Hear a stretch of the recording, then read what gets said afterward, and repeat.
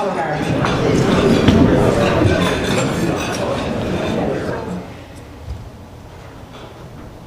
PK.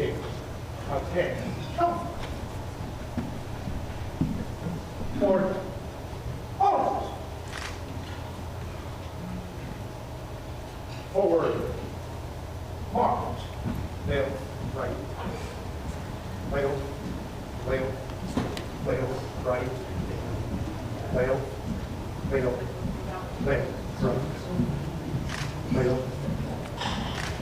Left. Left. Left. Left. Right. Left. Left. Mark time. March. Detail. Halt. Left. Haste. Please remain standing and let's say the Pledge of Allegiance. I pledge allegiance to the flag of the United States of America and to the republic for which it stands, one nation, under God, indivisible, with liberty and justice for all. Please remain standing and say the Rotary four-way test of the things we think, say, or do. Is it the truth? Is it fair? Will be beneficial to all concerned.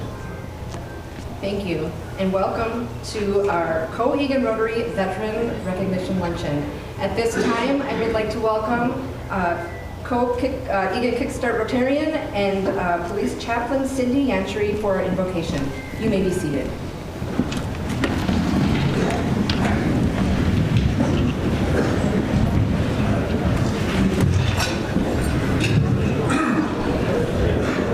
Thank you, Marie, and good afternoon to my fellow Rotarians and my members of our American Legion Post 594, the Daniel R. Olson Post of Eagan.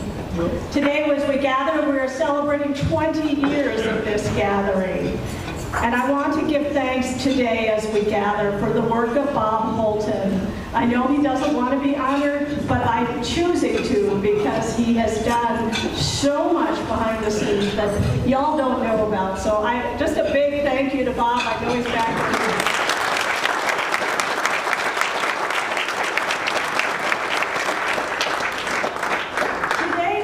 Begin with our opening prayer, I wanted to bring to your attention America's White Table. This is a tradition that started following the Vietnam War to honor those missing in action and our fallen comrades. This table has become a fixture at veteran events and is at every dining hall for our United States military. The tradition is one that is held with great honor and esteem, and I'm grateful this day for Principal Lisa Carlson, who brought to our attention last year the book, America's White Table. I invite you to come forward following the event and take a look, because this table has great meaning. And so now let us pray.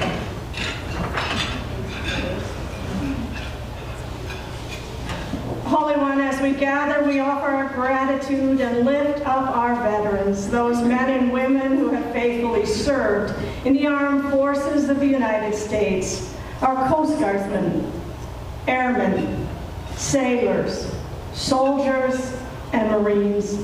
These men and women who have kept the flame of freedom alight and alive. They have served well and given much. We pray, too, for those who are serving now and for their friends and family as they are far from home, serving their country. We pray for the healing of bodies, hearts, minds, and spirits of those for whom the war's wounds continue to haunt them. And once more, we ask that you be with us in our efforts to do your work here, for the work of Rotary that is of service and honor in our local community and around the world. Amen.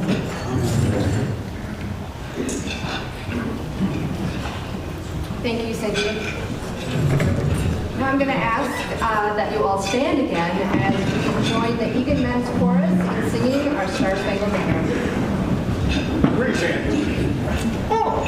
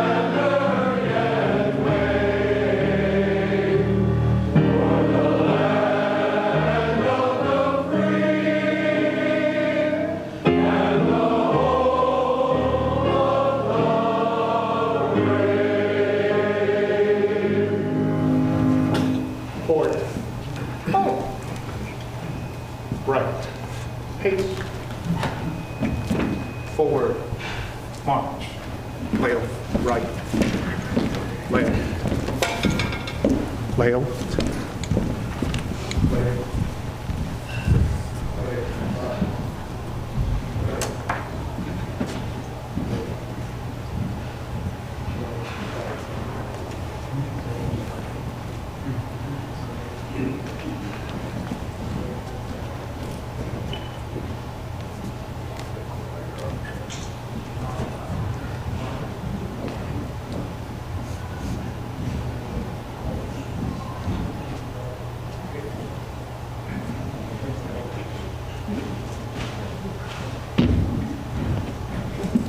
Thank you. You may be seated. I'm going to welcome the Eagan Men's Chorus to sing a few songs for us today. The first one is the infamous Armed Forces medley that covers all the different branches of the military. So sing along, and if the branch that you served in is the theme song is being sung, please stand to be recognized.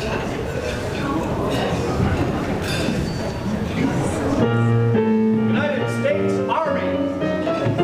First to fight for the right and to build the nation's might, and the Army goes rolling along. Proud of all we have done, fighting till the battle's won, and the Army goes rolling along. Then it's high, high, hey, the Army's on its way. Count off the cadence loud and strong, 2, 3, for wherever we go, you will always know that the Army goes rolling along. United States Marines. From the halls of Montezuma to the shores of Tripoli, we will fight our country's battles in the air, on land and sea. First to fight for right and freedom, and to keep our honor clean. We are proud to claim the title of United States Marines. The National Guard.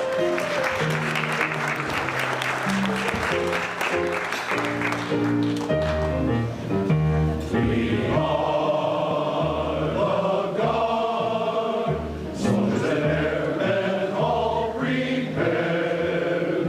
We are the National Guard. We serve on land and in the air. We go where duty calls, around the world and here at home. Stand tall in the National Guard, always ready, always there.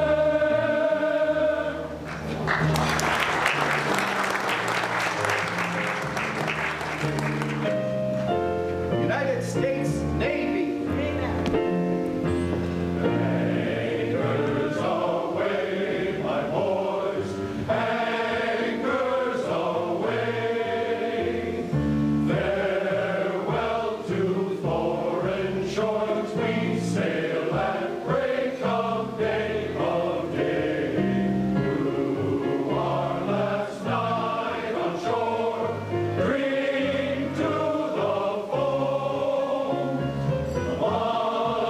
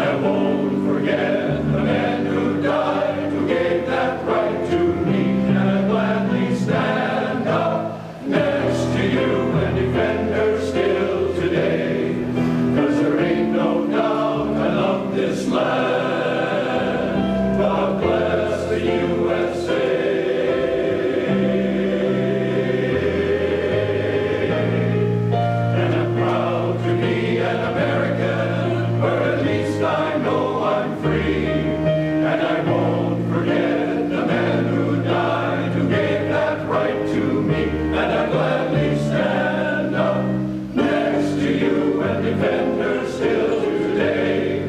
'Cause there ain't no doubt I love this land. God bless the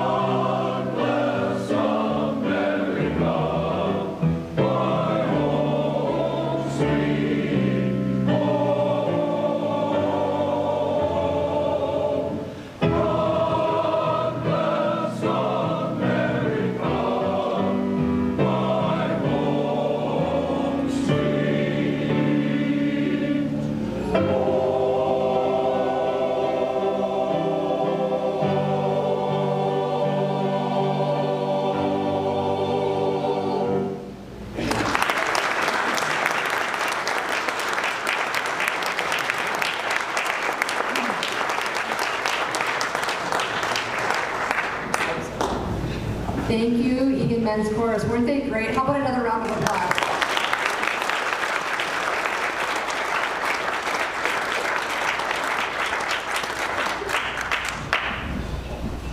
Okay, without further ado, it is my pleasure to welcome fellow Eagan Rotarian and MC for today's event, Brian Frandrup.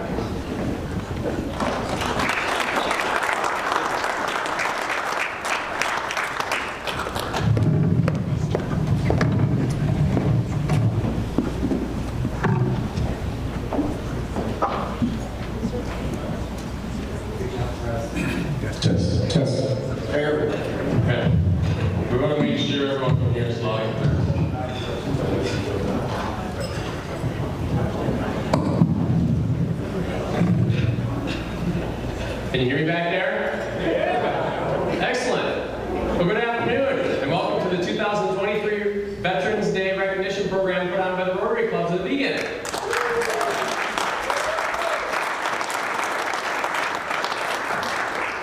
My name is Brian Frandrup, and it's an honor and privilege to be here with you today and to have all the veterans for what is our 20th year of this event.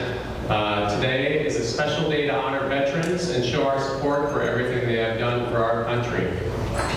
If you saw in the program, we've estimated the years of service of all the veterans in this room, and conservatively, we have over 300 years of service. So thank you for being with us here today.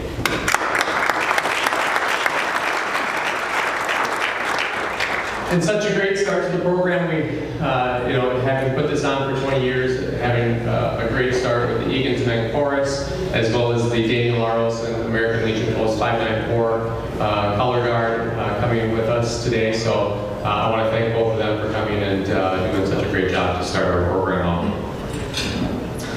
And now we get to start on, moving on to our veteran honorees. And in 20 years of hosting this program, we've had many veterans, and each has a unique story to tell. We select 3 veterans to honor, and we ask them to come up to this podium and share their story. It's not an easy task, as their stories are filled with memories and emotion. The words of these service members is a true statement of patriotism, faith, camaraderie, and strength. So we are honored to have them here with us today. We're going to start with Wayne Bierman. Wayne has been here many times as a member of the Color Guard, but now as an honoree. He was in the Air Force from 1967 to 1971, and if you all would join me in giving Wayne a warm welcome.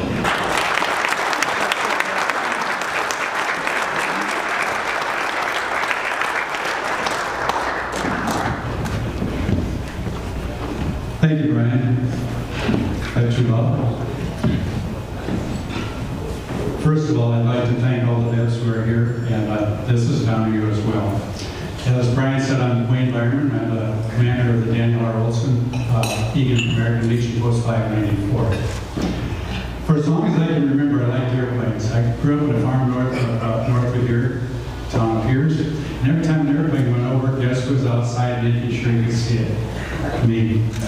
I read every book I could about airplanes, and it just was my passion. So it was when I was time to go in the Air Force, the military. I joined, or I wanted to go in the Air Force.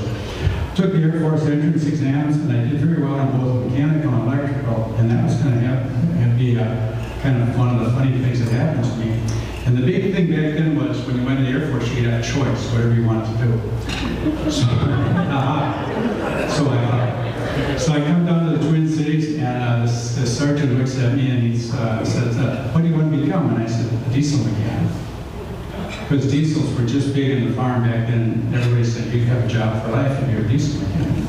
So he said, "But son, you've really done well in electrical. We need electrical people." So he said, "What do you want to become?" I said, "Diesel mechanic." He took and put a big red E right across my paperwork. I was too embarrassed, too naive to say anything. So 1967 in February, I went into basic training at Amarillo Air Force Base, Amarillo, Texas. And naively, we all thought we'd be pilots. That was our big thing. All 40 of us. Until we sang the first marching song, and it was, "We came here to fly machines, but all we do is clean latrines." I later went in May of 1967. I went to be a missile guidance and control technician. I went to school for that at Lower Air Force Base, and we learned both about conventional and nuclear weapons at that time. Now the big thing was, it was kind of funny, you really learned very quickly what happened in the shop, stayed in the shop, and I couldn't even tell you what happened because you'd forget.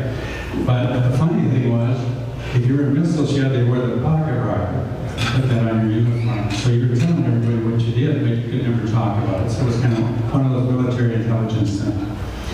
So anyway, I went through tech school, and my first duty station was in the McCord Air Force Base in Tacoma, Washington.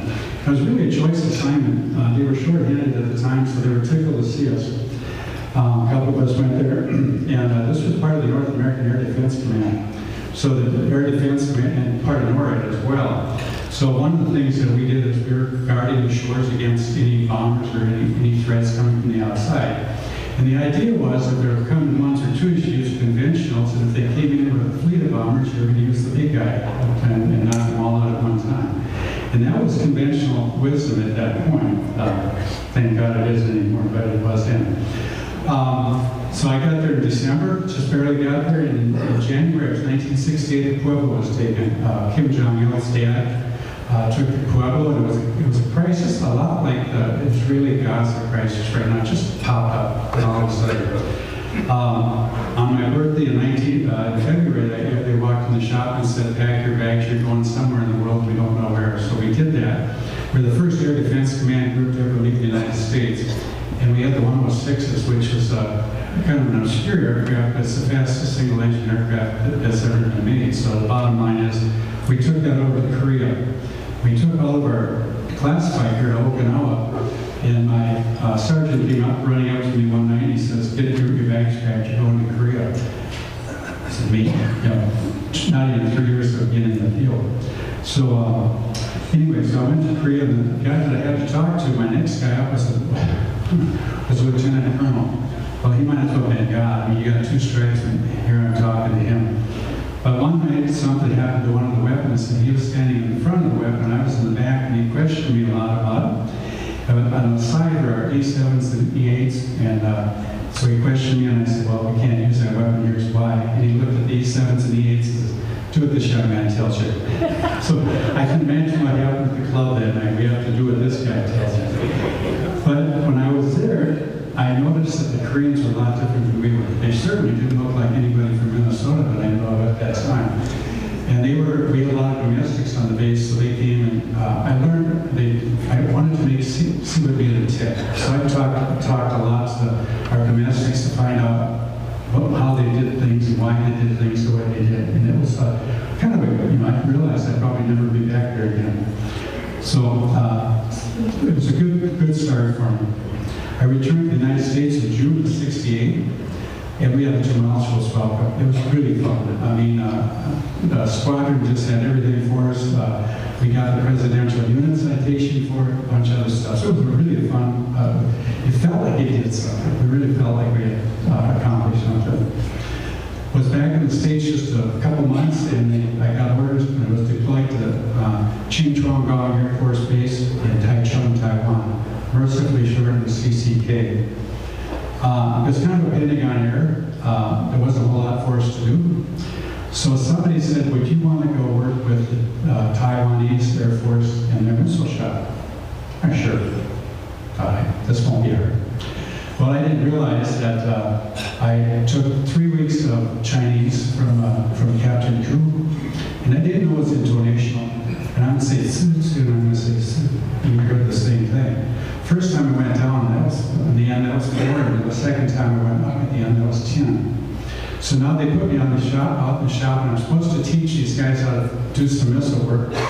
And I walked out there, and the old people just shook their heads, and the young people laughed. And I don't know what I was saying. I have no idea. But we laughed. I mean, there's times we were almost crying. But after a while, repeating, they knew Pidgin English, and I knew Pidgin Chinese. So we finally got through, and we worked together. It was a good assignment. But what they did tell me was, they taught me how to use the American telephone system. And not many people know this, and I found out later. You have to dial a couple numbers, you can dial from any phone on any base, any phone on any other base in the world. Now I'm going to try something. So all my friends were writing me letters and telling me how busy they were in Southeast Asia, because we were really building up at that time. So in Vietnam and Thailand, they were just busier than you could be. So I called every base over there, and I said, if you guys aren't doing anything, need some help, just give us a call. I didn't think that was too neat, but I did. It was just good. So anyway, next thing I know, we got temporary duty orders for Philippines, back to Okinawa, to Thailand, through Vietnam, and worked on a lot of different bases with a lot of different people. But every place I went, I would sit down with people and find out what made them tick, and it was kind of fun.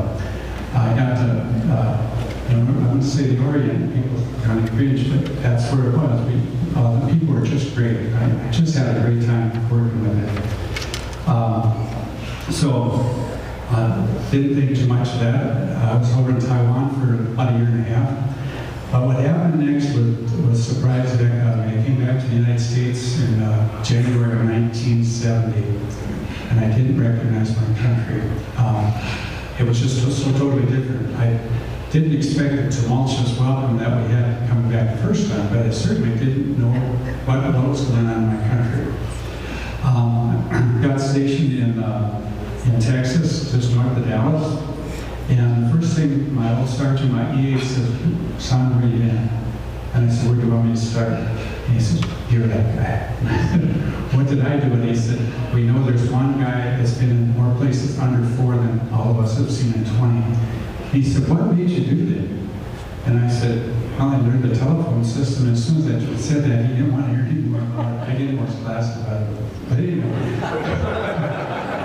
So he asked me which half of the shop I run around. So and I didn't realize when you work in weapon systems like that, they're pretty intricate. And you're taught to do everything just by the book. So I said, "I'll tell you what, since I was all over Southeast Asia, and the new guys coming into the squadron, it took them 2 months to get loosened up. So I said, I'm going to start working on now, and I'll shortcut everything but safety." So that's what I did, and I had a bunch of guys working for me. So I really enjoyed that. For my last year was just working with the young people and training troops how to be proficient in missile guidance control. So I was had to bounce around for a whole farm kid. It's from central Minnesota. It was kind of fun. It was a lot of work, but a lot of fun. The thing I did learn was the Asian cultures. Nobody's perfect at that, but I spent a lifetime later on, last 17 years of my life flying all over the Orient. And the other thing is learn how to work with people. There's just how things got done, because you think, well, gee, we can do it, we want to do it one way. Find out that it depends on your resources, depends on the people, depends on how you treat them and stuff like that. So I really had a good time doing that. Eventually I learned how to forgive the people that didn't love things back, because that was a tough time, and a lot of Vietnam vets are still suffering from that. But once you learn forgiveness, it worked out pretty darn good. And I'd like to say a big thank you to that sergeant who did me a favor by scribing the BD on my paperwork and changed my life forever.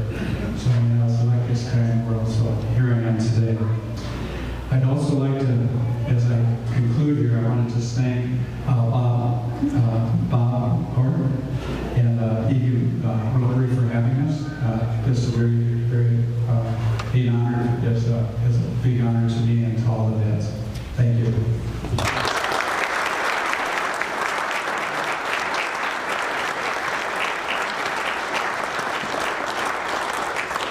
Wayne, thank you for your service. Thank you for sharing your story today. We have a number of things to send with you. We have a plaque with your name on it, acknowledging your service and for thanking you for coming today. We have a gift basket, which is compliments of Brent Corey of Enjoy Eagan, and I think the other gentleman's name was, I gotta look that up here, hold on.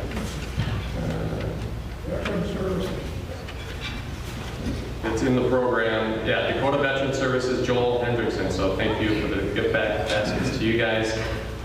We also have a hat for you, and then we'll be doing a quilt presentation to you shortly. So again, let's give Wayne a round of applause.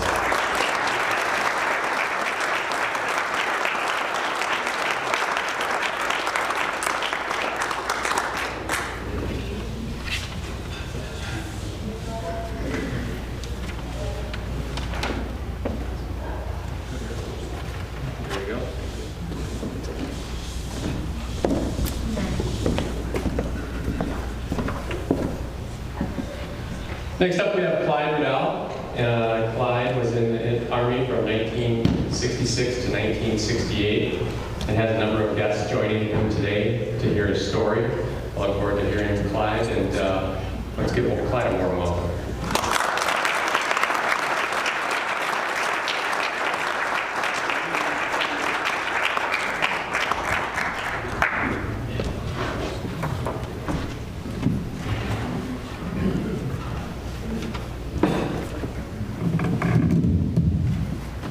I know why you had to bring it down for me.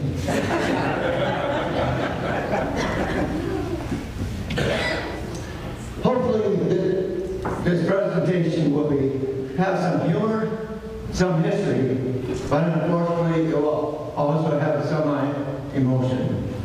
I feel like this military adventure happened sometime between 55 years ago and last week. In the spring of 1966, I was in college at the University of Minnesota, preparing for a strength course. My roommate and I each had 35 dollars. Not enough. Dropping out of college would cancel our deferments. We would get drafted, get trained as foot soldiers, and die in the BC tunnels of Vietnam. So we decided to enlist to allow us to choose our non-combat training.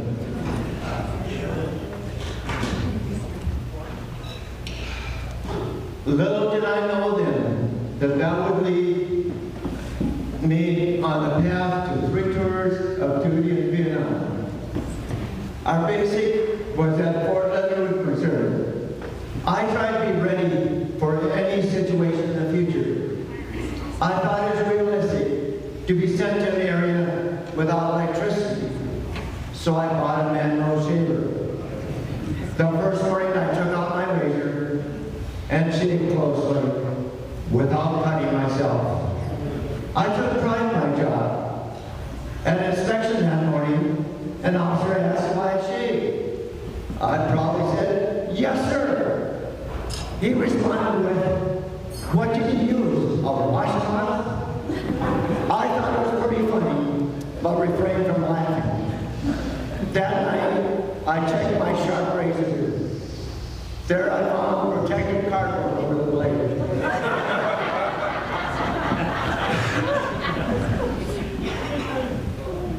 Near the end of basic, we had our PT test, or physical training test. One test was be on our stomach, crawl about 10 yards, turn around and crawl back to the start. It was on a large chart, and I figured out a way to just push myself and slide on the target. The next day, we're to put this skill to practical use. There's a one where you crawl out of concertina wire, around barriers, and through puddles while a machine gun is fired overhead. You get the opportunity for this exciting experience twice. Usually once in daylight and once at night. We were going to do both times in daylight.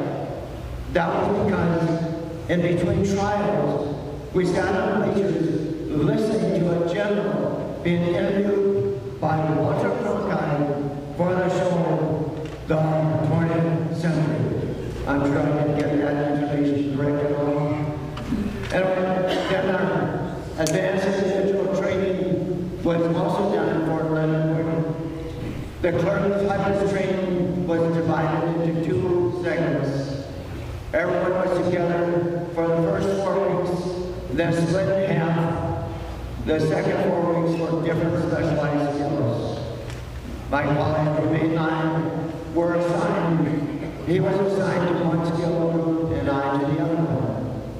However, a friend from basic, Dick Roach, was in my group. We sat down bed, so Dick sat next to me.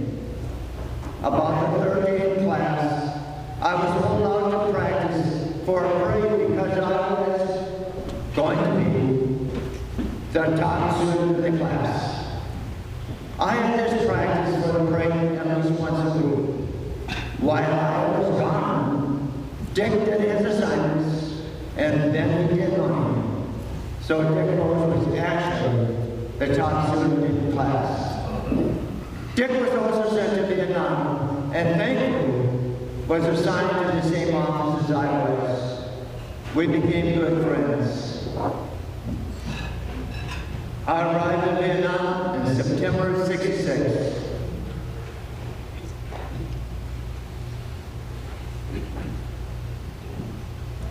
And left in December '68.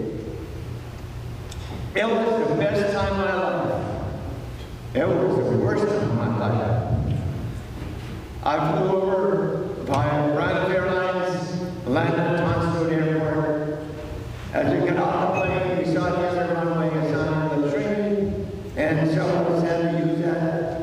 Go into the building, there were several inches of water on the floor. Didn't think too much of it. Go over, use the urinal, and realized there was no plumbing and therefore the water on the floor.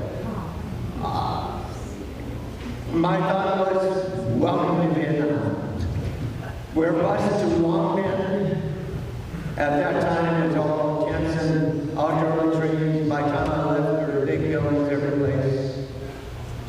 After a couple of days, some of us were bused to headquarters company, 4TC, located in Saigon, with our offices at Saigon Port. We're housed at the rooms with 2 stacks of 3 bunks and a small room with a shower area, toilet, and sink. My bunk, as a later rival, was at the top, near the ceiling. I had to squeeze to get into the bunk. I had to learn to shower, shave, and brush my teeth with less than a full cup of water. One morning I woke up to see a hotel for GIs across the street. It was getting blown up. These GIs were spending their last night in Vietnam before going home. Now they'd be going home in caskets.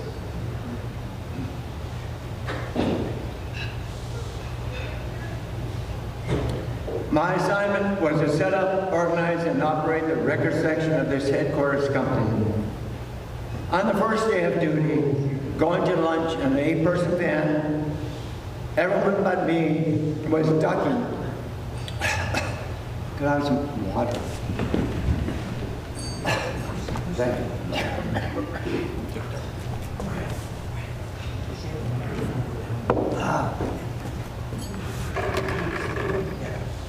Lord, that I can't hear myself.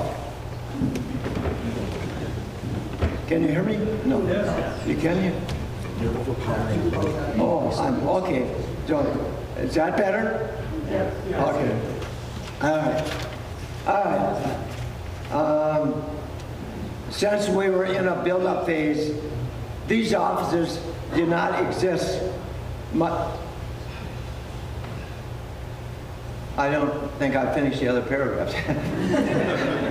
Anyway, going to lunch in the 8-person van, everyone but me was ducking as the van was lurching to a halt. Then I heard, "Clyde, get down. Those are gunshots." I thought, welcome to a combat zone. Since we're in a build-up phase, these offices did not exist much before my arrival. As such, these buildings were previously used for storage and who knows what else. We're attempting to get rid of the rats to improve our working environment. One day, as I was leaving the office, I spotted a rat running away from 2 of my office mates and toward me. I stopped, kicked the rat into the wall, and proceeded on my way. A couple days later, we were called to an office meeting. The 3 of us were lined up in front, and we each listened to our heroic acts. We're kissed on each cheek, and then presented their very prestigious Rat Killer Award.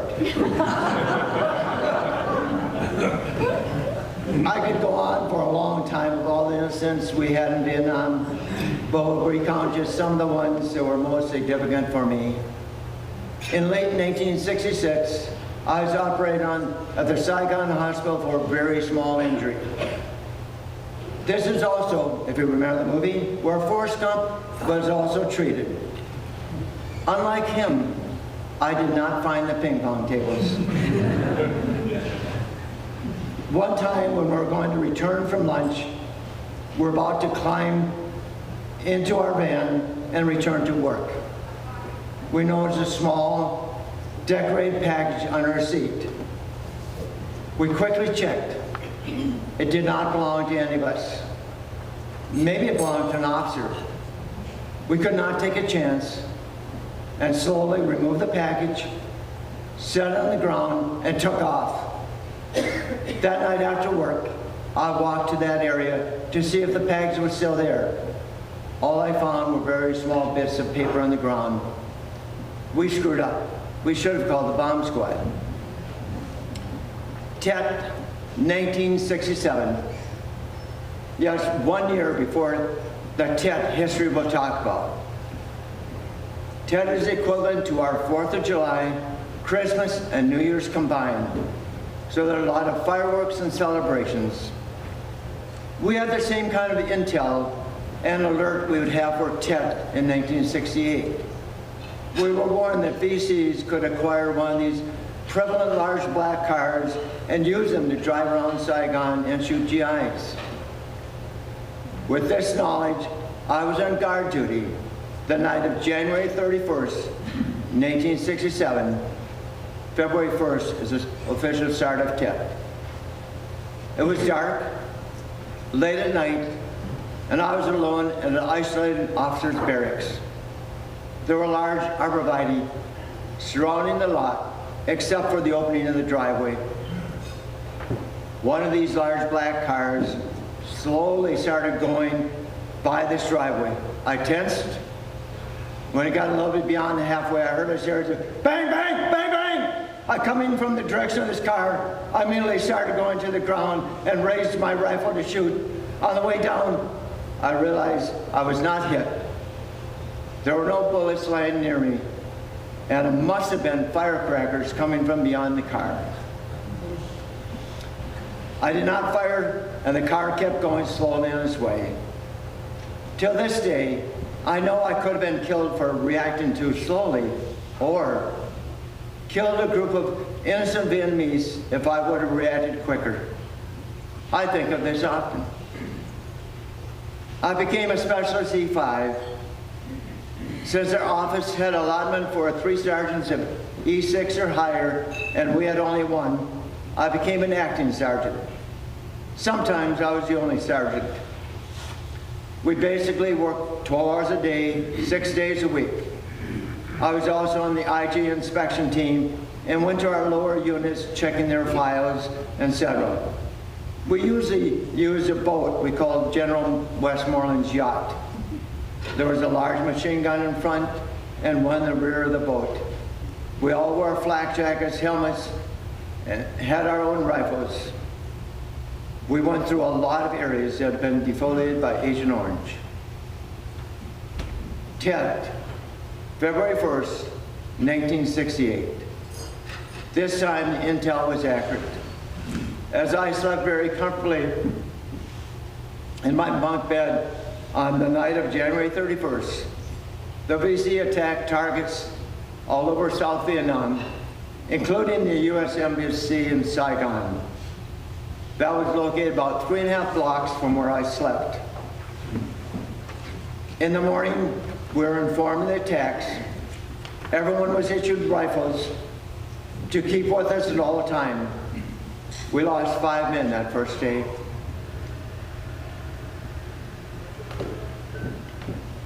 The first couple of days, we worked at Saigon port during the day and defended our hotel at night. There was always a steady stream of bullets flying everywhere. After a couple of days, we reversed our priorities. So we defended the port at night and drove back to our hotel in the morning to shower and change clothes.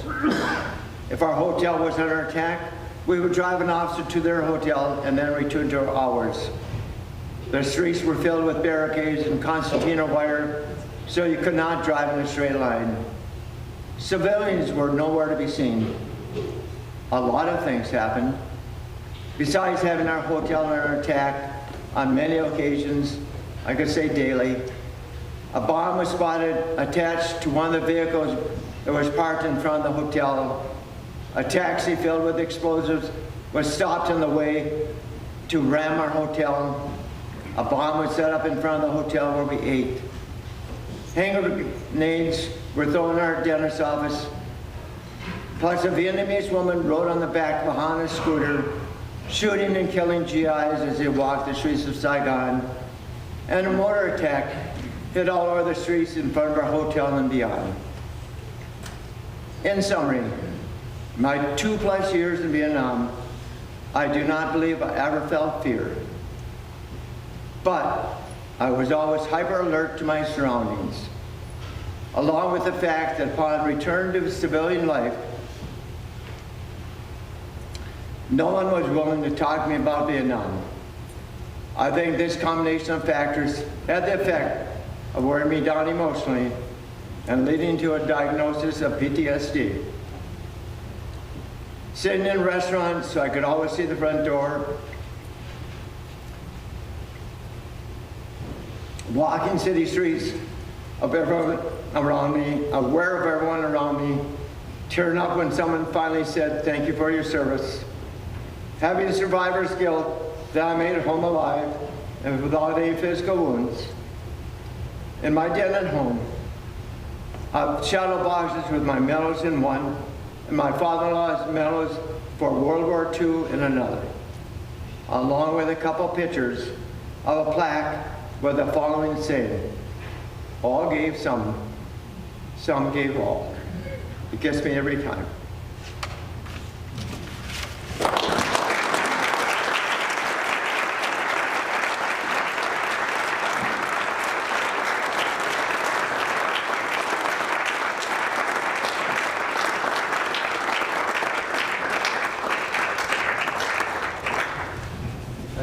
Clyde, thank you for your service.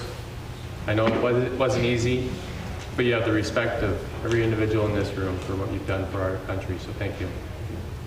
I have a plaque for you today, a gift basket, and also a check for the charity of your choice, which is the Disabled American Veterans, and we'll present that to you as well. We have one for the American Legion as well, and I forgot to mention that for Wayne.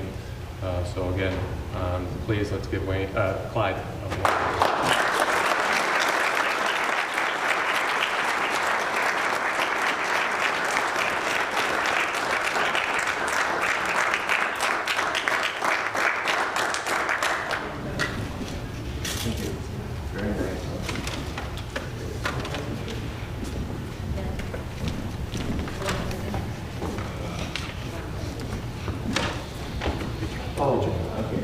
Yep.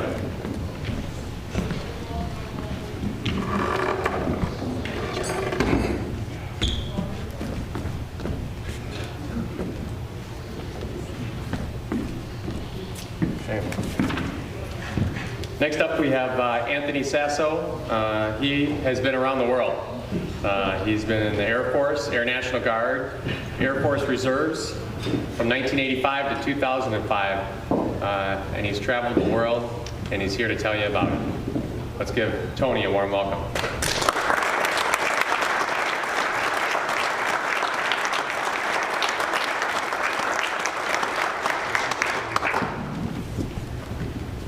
Wow, it's a tough act to follow. Can't hear. Wow, that's a tough act to follow. Right. You have to readjust it for my voice. It's acting like that.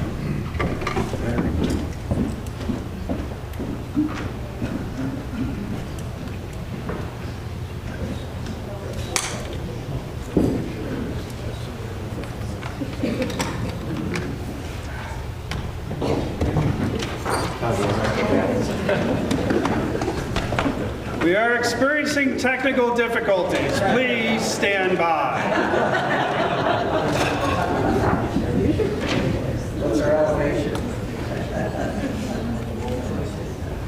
It is 1:00 p.m. Do you know where your children are? Some people might remember that.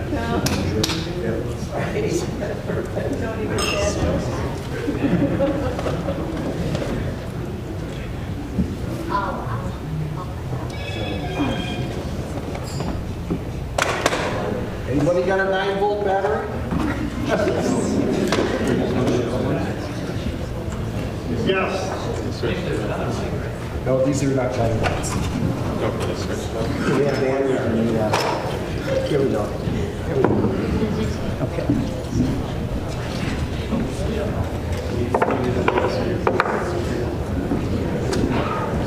Tony, I'm sorry I wore it out.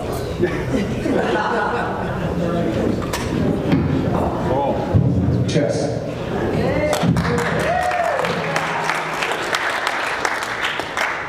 Thank you. That sounds a lot better. Although I've been known, a lot of people say I don't really need a microphone sometimes. So my name is Tony Sasso, and it really is an honor and a privilege to be here today. I came to one of the Eagan Rotary lunches a couple months ago, so some of you may recognize me.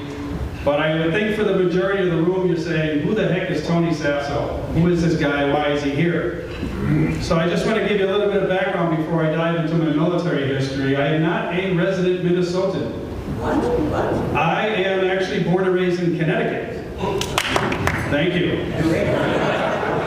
I got a Bachelor's of Science, actually a Bachelor of Arts degree in Mathematics and Economics from Boston College, and a Master's degree in Operations Management from the University of Arkansas, Fayetteville, Suey Pig. I have 2 adult children. My daughter Nicole lives in Minot, North Dakota. I know, why not Minot? Reason's the reason. She's a high school counselor, and my son Michael is 26. He's a brainiac. He's an aerospace engineer working on a missile defensive system out in Colorado Springs. I'm a part-time actor. I've been in community theater for the last 20 years. I'm the chair of the Rosemont Area Arts Council, so maybe some of you have seen me on stage. Maybe, hopefully. No. I have 27 years working for the airlines. 14 years at Northwest Airlines, 2 years at Delta Airlines, and 11 years at Sun Country Airlines, training pilots how to fly the DC-9, the DC-10, the A320, and the 737. I was never a pilot for the airlines, but I worked primarily in the ground training department. I am an avid, if not maybe obsessive, blood donor. I started donating blood when I was 17 years old in high school. I switched to donating platelets about 15 years ago, and at my appointment next week, I'll hit 47 gallons of blood donated so far.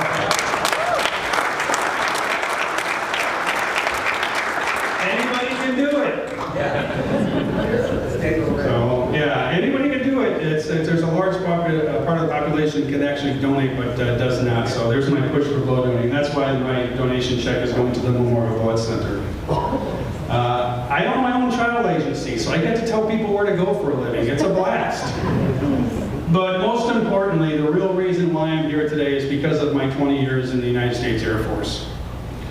So my military career started way back when I was at college in Boston, and I was majoring in mathematics and economics en route to become a corporate lawyer. And after my sophomore year, I said, wait a minute, what do I really want to do with my life? I had a real heart-to-heart with myself.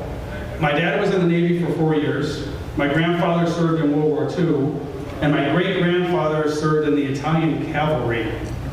So I guess it kind of runs in the blood a little bit. So I decided, what do I really want to do? I want to serve my country in some respect. I really had a deep, felt emotion to do that. And as long as I was to do that, if I could fly at the same time, that would be really cool too. So I actually went downtown Boston to the recruiting center and talked to them about joining the Air Force.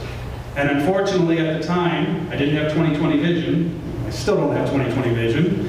But then you had to have perfect vision to go into pilot training. So instead I got a slot to go to navigator training, which is basically sitting behind the pilots in the cockpit telling them where to go. So my real life as a traveler is I tell people where to go. I get to tell pilots where to go in the Air Force. So I had an appointment as soon as I graduated from college in 1984. I had a couple months off, and then I entered officer training school down at Lackland Air Force Base in San Antonio, Texas. And that was in January of 1985. I was what they call a 90-day wonder. 3 months, and you graduate as a second lieutenant. Right? The 3 months at the officer training school was supposed to simulate 4 years at the Air Force Academy. It didn't really. We kind of zipped right through. That's why they call us 90-day wonders. After I finished officer training school, I went to Mayday Air Force Base in Sacramento, California, and that's where I attended navigator training. And I spent about 6 months in California training, and my first assignment was to the C-130. Now, if you don't know what a C-130 is, if you just go to the airport and look across the runway, you see those big, heavy propeller planes flying with the black smoke trailing them, that's a C-130. And the primary mission is to airdrop and deliver cargo. So I went to the schoolhouse for the C-130 after I finished navigator training, and that's Little Rock Air Force Base. And that's where they train people how to fly the 130. I did that, and eventually I finally made it to my first assignment in January of 1986 to Pope Air Force Base in North Carolina. Now, if you're familiar with Pope Air Force Base, it's a tiny little speck on the giant body of Fort Bragg Army Post, the largest Army reservation Army post in the country. It's home of the 82nd Airborne Division. And I spent 3 years dropping those guys out of the back of my airplane. The job of the navigator was to call all the release points. So I was the one that made the signal when they actually jumped out of the plane. So in addition to dropping personnel, we also dropped cargo, training loads, jeeps, trucks, howitzers, and the heaviest thing I ever dropped was a 37,000-pound Sheridan tank. Right? If you think about an airplane flying in the air about 1,000 feet above the ground and in about 3 or 4 seconds loses 37,000 pounds of weight, that's quite it's quite a ride. It's kind of like a really crazy rock and roll surfboard there. In addition to airdropping and doing the cargo missions, every year we would deploy out to Europe. For 3 months out of the year, we called it rotation, and we were based primarily out of Mildenhall Air Base in England.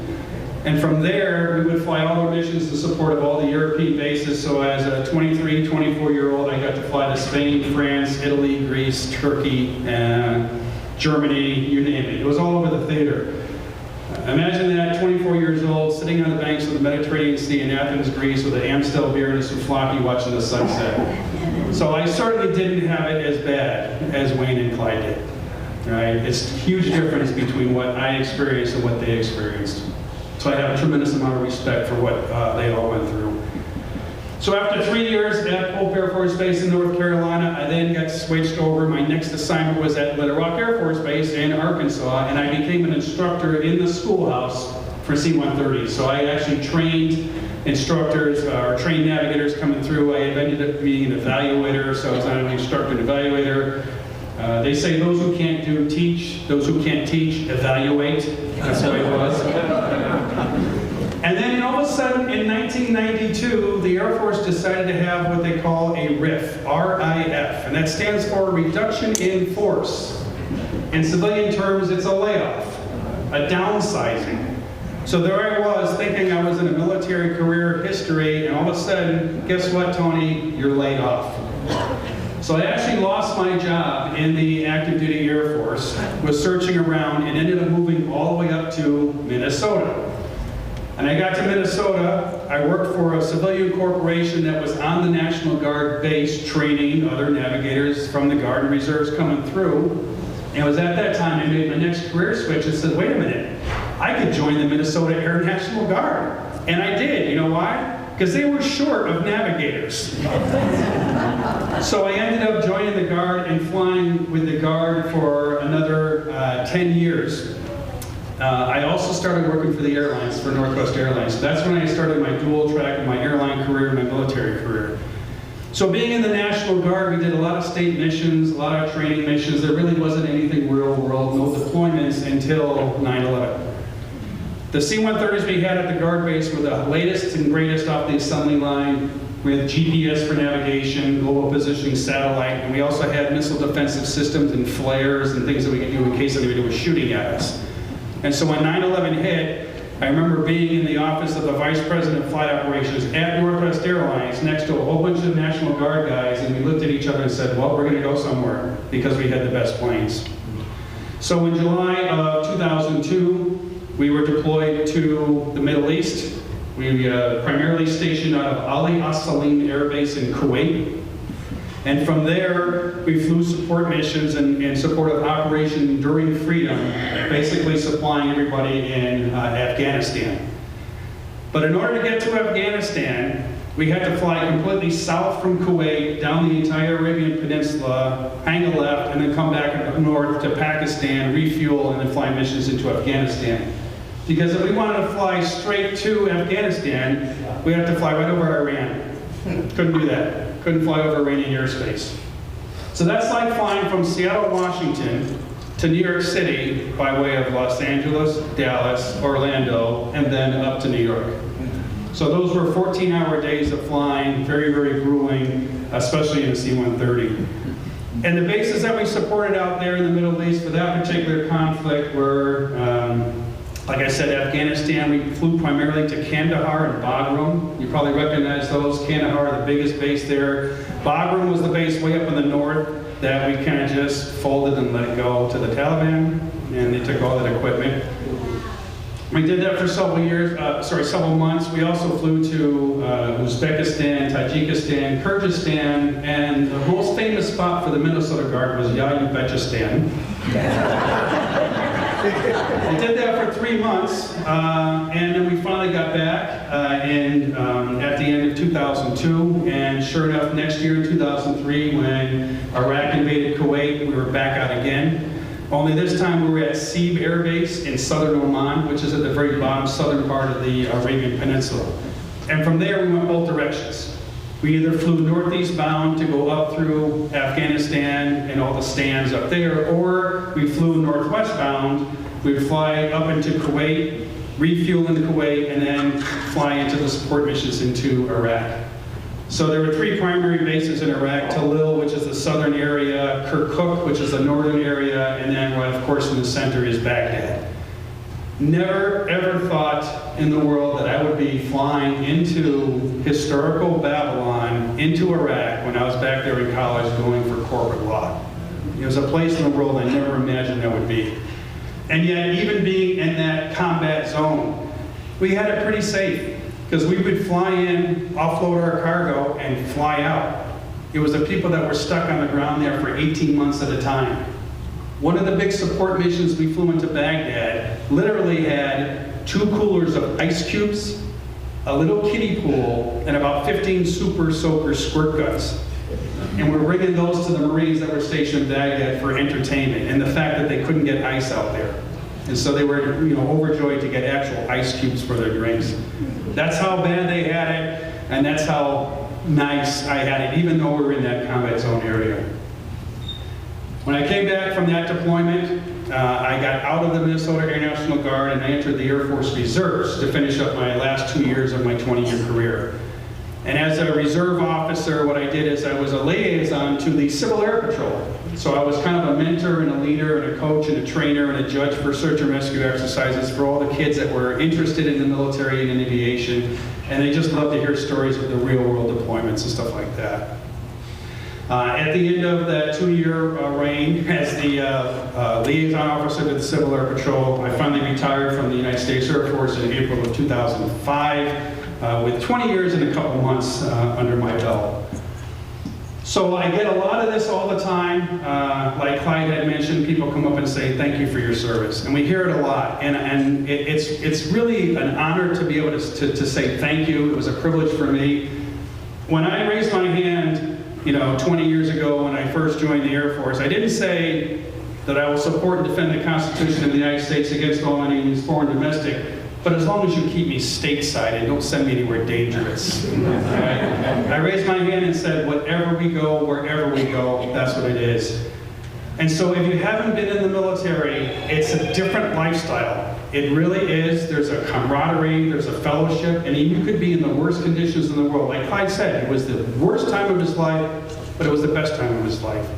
It's just a different breed to be out there and to be part of that camaraderie and fellowship. And do I miss it? Well, I don't miss the latrines, I don't miss the food, being in the desert, I don't miss the 140-degree weather that's in the middle of the afternoon. But what I really miss is being with my fellow Air Force comrades, because we were out there together, and we were certainly a very good unit, and that's what I miss the most. So when you see a veteran, I know that I don't have to tell that to anybody in this room. When you say, hey, thanks for your service, just let it, we need to know that it certainly was an honor and a privilege for us. We volunteered to do it, we signed up for it, we weren't forced into it. And so it just means a very, very special meeting. I was very fortunate that even though we had the missile defensive systems on the C-130s that never got shot at, I never really considered myself in a danger zone, even though we were flying into areas where they said, oh, be prepared for all these surface-to-air missiles coming at you. I never really got in that situation.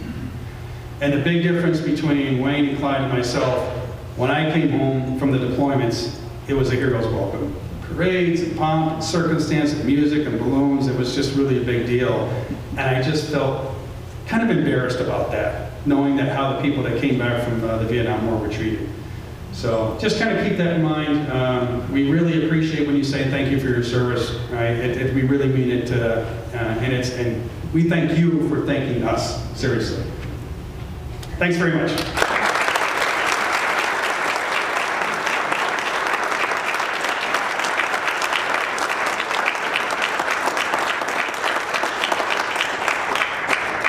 Tony, thanks for sharing your story. We appreciate everything you have done, and great words to live by. So thank you very much. We do have a plaque for you, a check for a charity of your choice, the Memorial Blood Center, as well as the gift basket. And Let's go.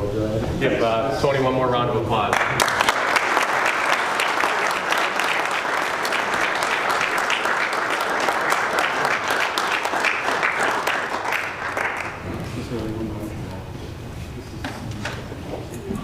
This is very humbling. Thank you. Thank you very much. And as Tony gets back to his table, I'm going to ask the three honorees to come back up to the front of the room here and ask the gals from the Quilts of Valor Foundation to come on up. We have a new part of the program today where they're going to do a little presentation. And I will turn it over to the ladies at the Quilts of Valor. Good afternoon. We are representing the Quilts of Valor Foundation. Normally with these presentations, I go through a little explanation of what we are. The time is short and I've been told I have almost no time. So please look us up on the internet, Quilts of Valor, and you'll know a little more about the organization. What we are doing today is presenting 2 quilts to 2 of these gentlemen. The reason the third one doesn't get, he's already received an award, and it is a lifetime award. And so we want to honor these veterans. What it is a civilian equivalent of a Purple Heart. We make these quilts and we give them to the veterans. We want to honor them, we want to thank them, we want to comfort them. They're to be kinds of quilts of healing. We've heard a little bit about the emotional wounds and the physical wounds that veterans have sometimes suffered. And so what we would like to do is award these quilts to these gentlemen. With these quilts, they are pieced. It represents the community of people who are putting this together. There's 3 layers. There's the front side, it's a beautiful piecing. There's the back side, that's the strength of the community. And of course, inside is a batting, that's the warmth. And so we're going to put these on these gentlemen and award them their quilts. And hope that it can represent physically to them the thanks, the honor, and the healing that we civilians would like to bless them with. Thank you.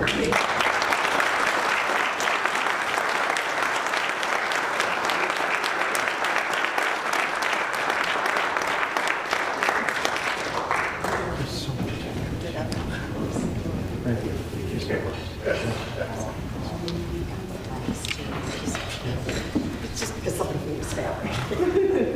So I'll take that.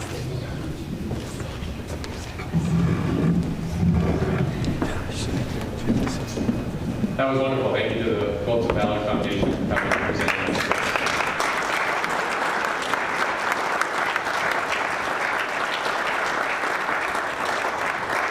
All right, as we'll continue to move on here. As it's been our custom, we have several organizations for whom we want to acknowledge their contributions to honoring veterans into this program.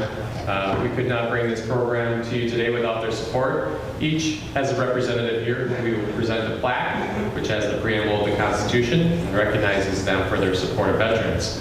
We're going to start out with the Eagan Men's Chorus, and for their outreach to senior homes and the mission supporting veterans, and accepting on behalf of the Eagan Men's Chorus is Jim Andrews.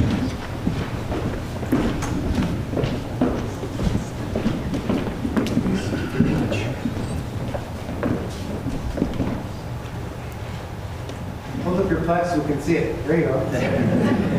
Perfect.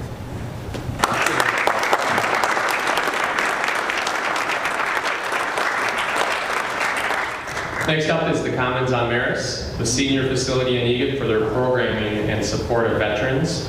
Accepting on behalf of the Commons on Maris is John Rotary. John, where are you? Come on up.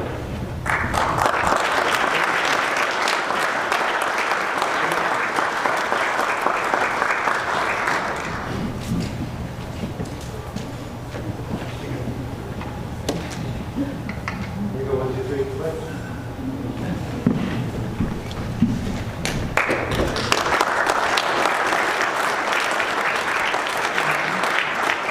As you know, the program is put on by the two Rotary clubs here in Eagan, the Rotary Club of Eagan and the Eagan Kickstart Rotary. So we have a plaque for each club. Accepted on behalf of the Rotary Club of Eagan is President Andy Lucky, and accepted on behalf of the Eagan Kickstart Rotary Club is President Marie Olson. You guys I'm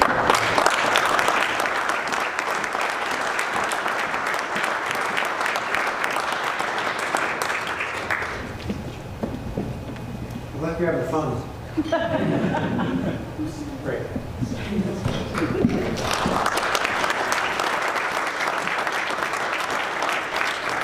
And the fifth and final one is for the Rotary Club of Veterans, which is in its third or fourth year. And accepting on behalf of the Rotary Club of Veterans is Jeff Stads. Jeff, Jeff had to go. okay, so we have Gary White, who is a former honoree of this program here.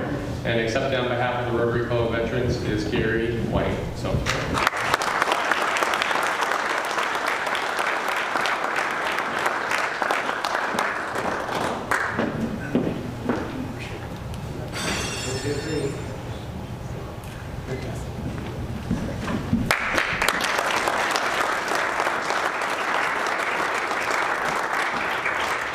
Given that we are in a Rotary meeting, I'd like to recognize any Rotarian in the room who is a veteran. The names are in your program, with the exception of Andy Steekman, who got missed from the program, but he is also a veteran. If you are a Rotarian veteran, please stand up and let's give them a round of applause.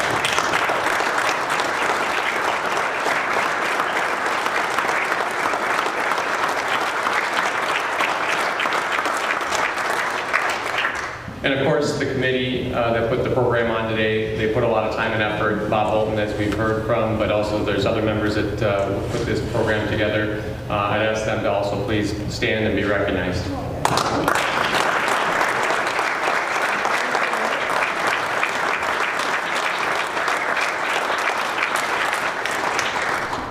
Thank you to everyone for joining us today. Our guests, all our honorees and spouses and families who support our veterans. Today we heard stories of courage, bravery, heroism, and sacrifice.